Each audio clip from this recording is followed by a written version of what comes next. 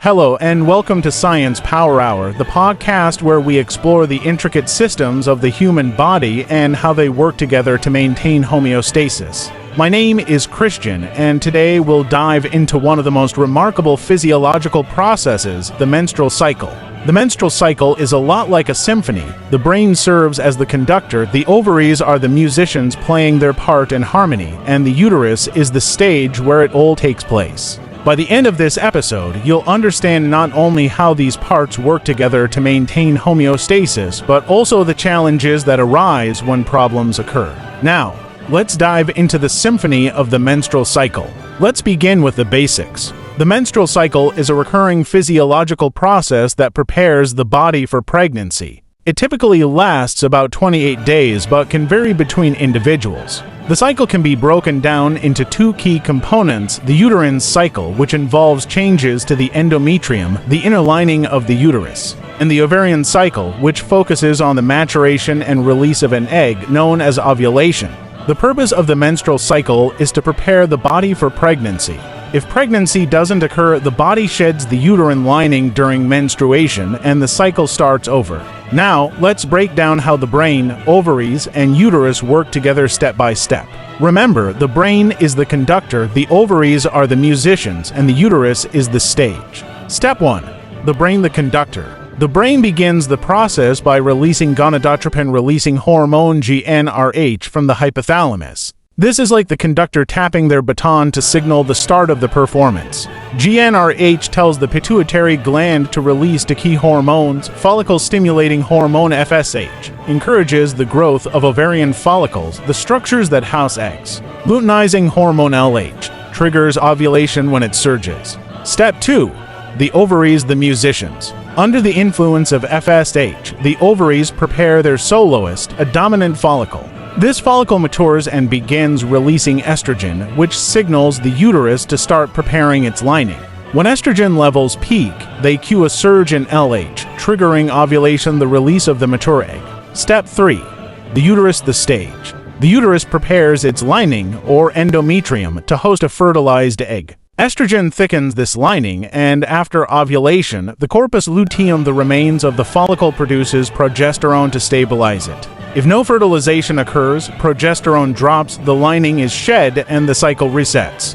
Now, while this orchestra analogy of the menstrual cycle as a symphony is helpful, it could be made more nuanced. For example, we could tie specific hormones to particular sections of an orchestra. Estrogen, with its crescendo-like rise, could be compared to the violins, while progesterone, steady and supportive, could be the bass or percussion.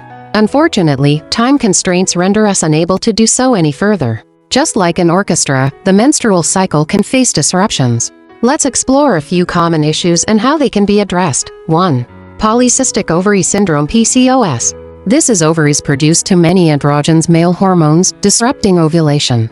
Lifestyle changes, hormonal contraceptives, and medications like metformin can restore hormonal balance. 2. Hypothalamic amenorrhea. This is when stress or low energy availability shuts down GnRH production.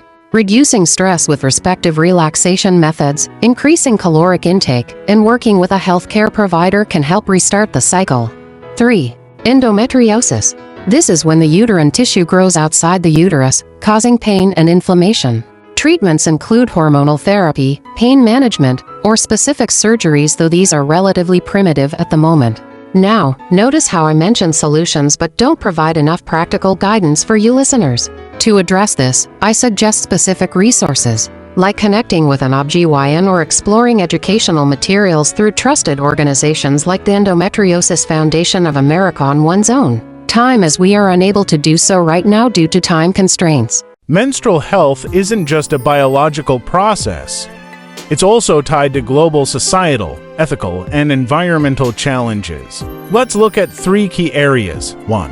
Menstrual equity. Millions of people face period poverty, lacking access to affordable hygiene products. According to UNICEF, 1 in 10 girls in Africa misses school during their periods due to this issue. In wealthier nations, menstrual products are still taxed as luxury items in many places, known as the pink tax. I suggest supporting organizations like Days for Girls and the Pad Project, which provide menstrual products and education in underserved communities. Advocate for policy changes to eliminate the tampon tax in your region.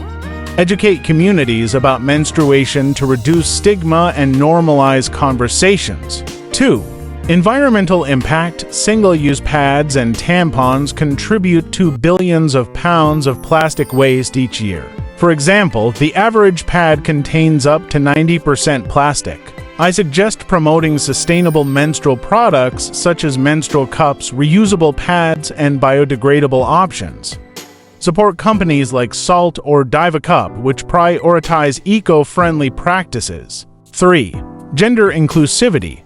Not everyone who menstruates identifies as female, and this can create barriers to care and support. I suggest using inclusive language, such as people who menstruate, to foster a sense of belonging. Advocate for gender-neutral menstrual product dispensers in schools and public spaces. In conclusion, the menstrual cycle is more than a biological process, it's a symphony of balance, timing, and connection. From the brain's hormonal cues to the ovaries' precise timing and the uterus's preparation, this system highlights the beauty of the body's interconnectedness. And like any symphony, when one part is out of tune, it affects the entire performance. Understanding this process not only motivates mindfulness of our bodies, but also reminds us to advocate for equitable, sustainable, and stigma-free approaches to menstrual health. Thank you for joining me today on Science Power Hour. If you found this episode valuable, share it with someone who might benefit from learning about this incredible process. Until next time, stay curious and celebrate the symphony's bodily processes within you.